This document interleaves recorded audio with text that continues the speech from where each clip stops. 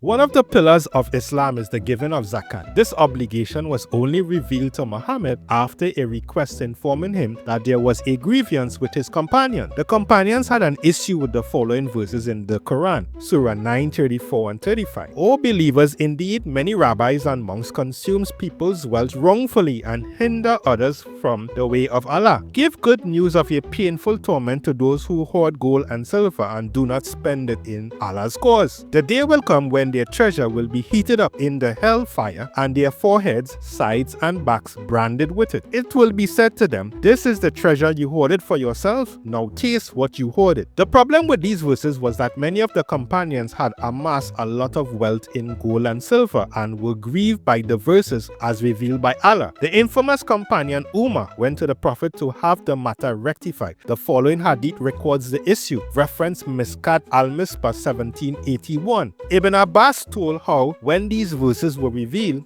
and those who hoard gold and silver, the Muslims were grieved about it. And Umar told them that he would dispel their care. He therefore went and told God's prophet that his companions were grieved by these verses and received the reply. God has made the zakat obligatory, simply to purify your remaining property. And he has made inheritance obligatory that they might come to those who survive you. To now quell the grievances with the companions, the system of paying a quarter of a tenth on their wealth called zakat was now made obligatory to purify their wealth and save them from the torment of hellfire. There is a problem, however, in the Quran with the obligatory verse update. You see, the verses in chapter 9, 34 and 35 are from chapter Al-Tabwa. This is the second to last surah in the 114th surahs of the Quran in the order of revelation. The obligatory verse update was made to surah 73, Al-Muzammil, which is the third surah in the order of revelation. The last verse 20 was added to now fix the issue. This is actually confirmed in a hadith. Sahih al-Bukhari 1404 records, narrated Khalil bin Aslam, we went out with Abdullah Umar, and a Bedouin said, Abdullah, tell me about Allah saying, those who hoard gold and silver and spend it not